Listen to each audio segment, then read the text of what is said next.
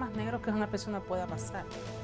Porque tu autoestima te la sientes tan por debajo, te sientes tan sucia, te sientes tan pisoteada, porque es lo que te hacen ver ellos, lo que te hacen creer, y tú te lo crees por tu temor y por no hablar. For this rape victim who asked to remain anonymous, a man nearly put an end to her life. But she says because of the grace of God, she was able to overcome fear and live to see her family again. Crime can occur in any city. It's a sobering reality of modern life. But there is a crime that it's the most preventable crime, and it's the domestic homicide. Not too far from the anonymous victim, a female teenager was involved in what she thought was a healthy romantic relationship filled of roses and kisses.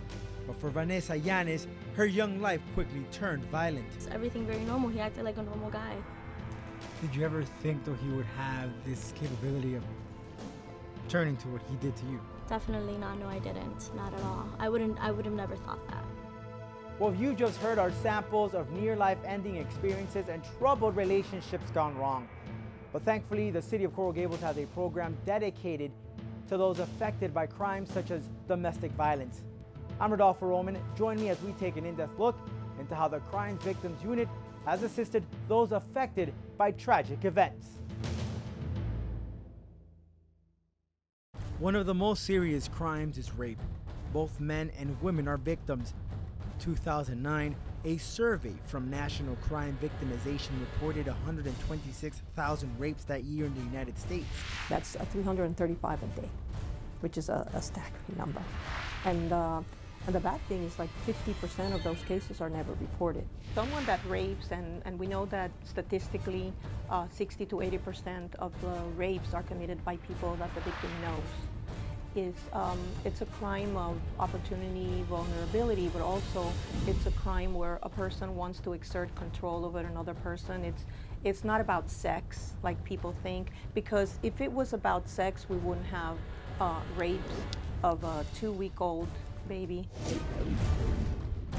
This victim, who asked to keep her identity concealed, was terrorized by a former lover. Fui víctima de violencia doméstica por una relación del pasado. Ya había hace algún tiempo nos habíamos separado. The victim was working as a custodian in Coral Gables. She received a phone call from her boyfriend, who she had a rocky relationship with, but broke it off.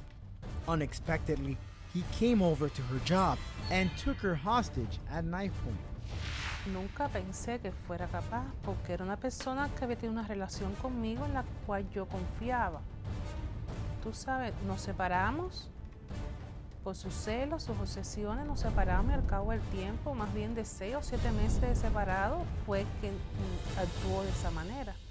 Speeding through the street, he drove her to a remote area near the Everglades, parked her car, and viciously raped her. Que lo tenía planificado ya, porque para llegar a un lugar como ese, alguien que sepa que ese lugar está ahí. Entonces, abusó de mí sexualmente, psicológicamente, horrible, que tenía intentos de matarme, intentó matarme, pero bueno, como yo digo una vez más, que Dios estuvo ahí en ese momento para que eso no sucediera, y la fuerza que me dio tratar de hablar con él y persuadirlo para que esas cosas no pasaran.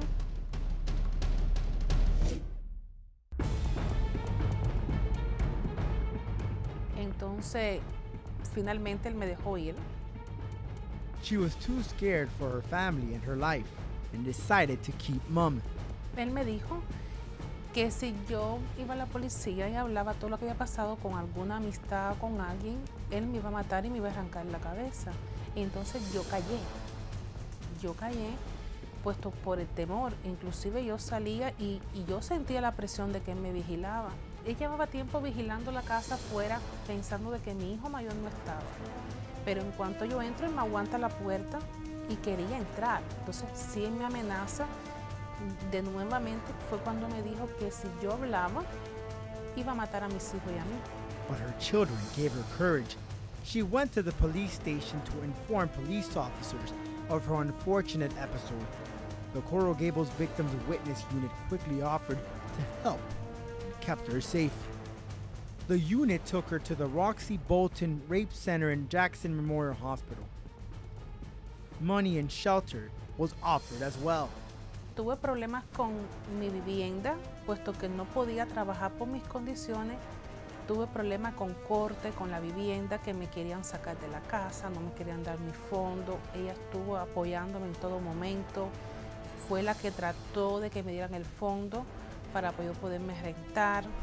In her case, when I came to see her, she had been living with the horror of what had happened, and she started having the physical symptoms of someone that has been through trauma, which is typical of someone being raped. It's usually problems with the stomach problems and the throwing up and some problems, internal problems of women. That she started having, and she couldn't sleep, and the aftermath of a crime, you start having flashbacks. In most cases, victims hold back from opening up. It is difficult for them because of several setbacks, such as shame and fear. The first thing that a victim tells you after a rape is, "I thought nobody was going to believe me," because it has so many different aspects to it that they get scared.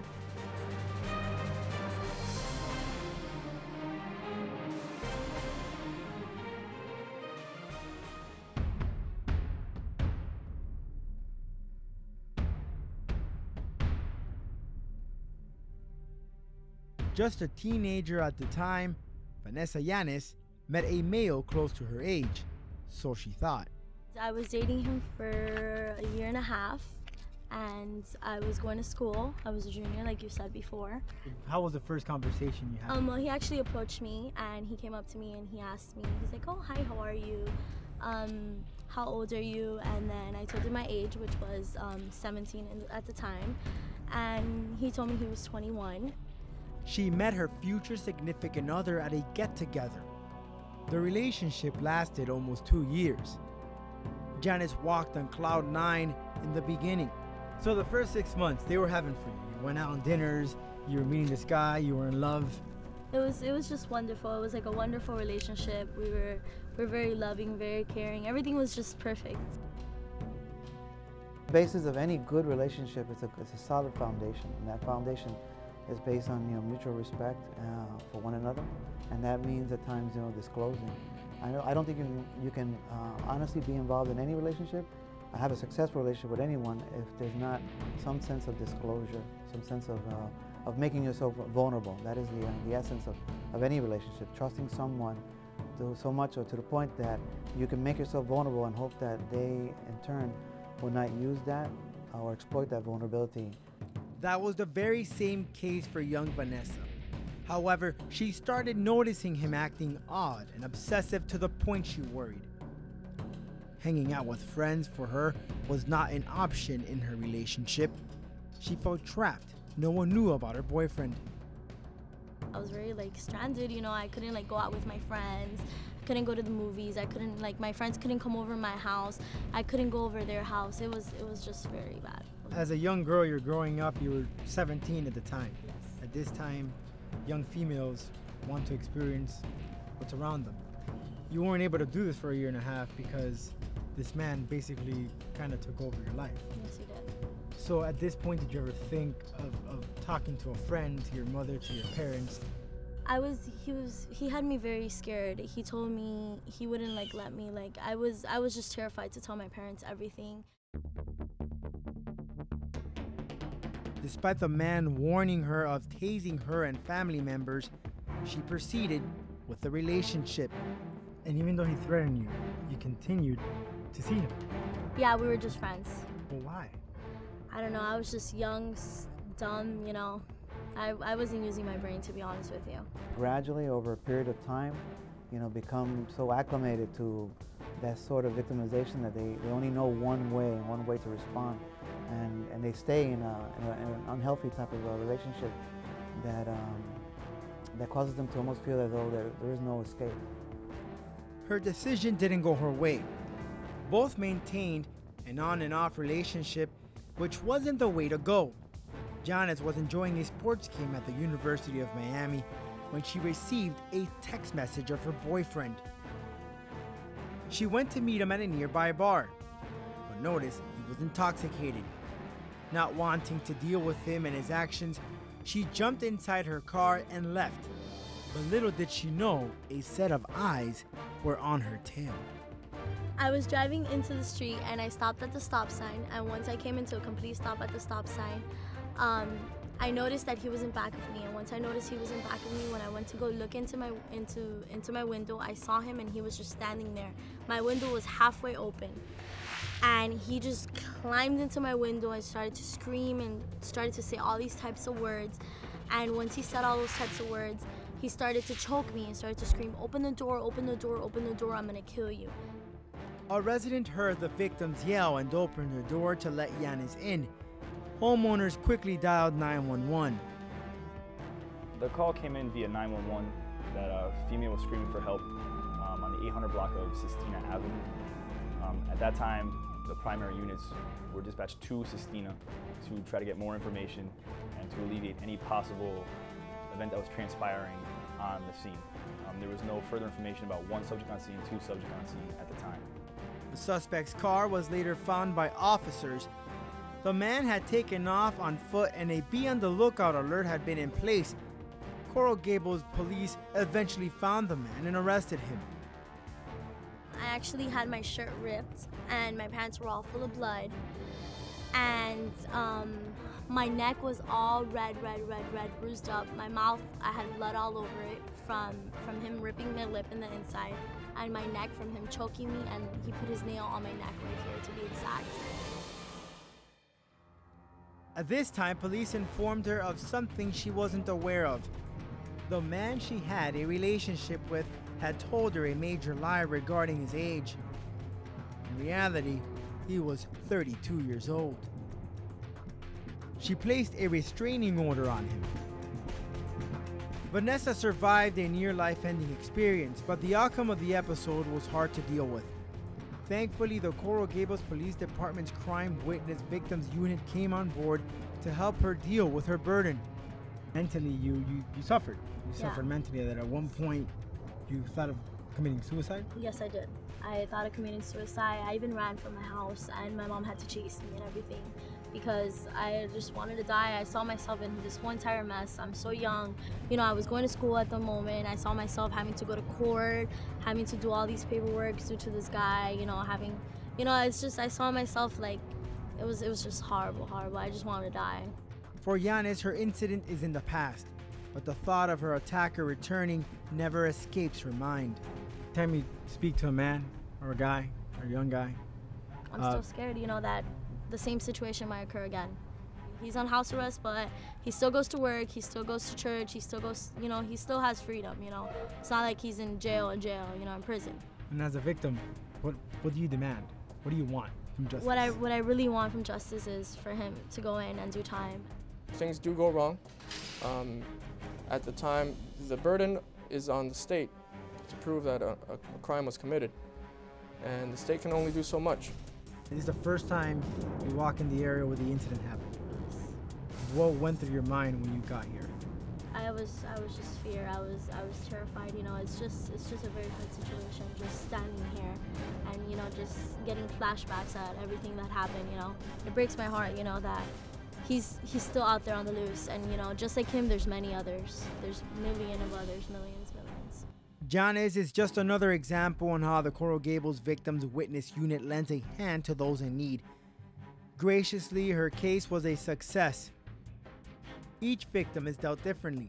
Katia Castellanos of the Victims Witness Unit describes how at times it is difficult to understand the victim's situation. When they come to you, they're also in a very vulnerable state, and it depends on, of course, the magnitude of the crime, also the way that you're going to address the situation. Listening is very important in that situation, so they have that trust that you are going to listen to their story and try to assist them. One of the important things that we provided our unit is letting them know that they have rights. Not only does the unit take care of victims and witnesses, but also the police squads. The Victims Advocate Program in the city of Coral Gables is an amazing program, which is obviously, as everybody knows, is spearheaded by Katia. Katia helps us on two levels.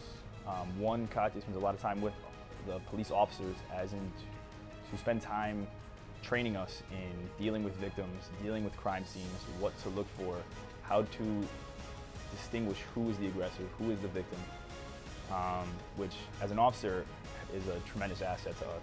Aside from helping the women and men in uniform of the city, the unit is always spreading awareness.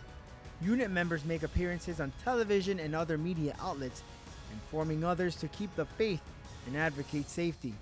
Working in this field, you're dealing with human tragedy all the time and listening to people with problems and trying to have the patience and the courage and the compassion to deal with that type of thing. So for me, it's very, very important to have several projects during the year to actually channel that energy that I have and create awareness in our community. Its efforts in the community have been noticed, as the unit has been awarded several recognitions. These alarming stories provide a sense of cautiousness. If you have been a victim of domestic abuse, it is better for you to speak out, as it will provide a healing process. Don't let fear defeat you.